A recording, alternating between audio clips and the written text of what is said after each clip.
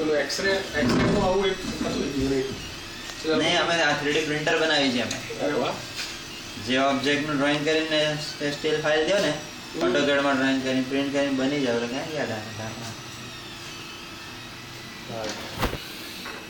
બીજા બહુ બધા પ્રિન્ટેડ પાર્ટ હતા એની પાસે. એમાં એન્જિનિયરિંગ નો, હા, એ ડબ્બો એમાં જ બનાવ્યો છે. ડબ્બો એમાં બનાવ્યો.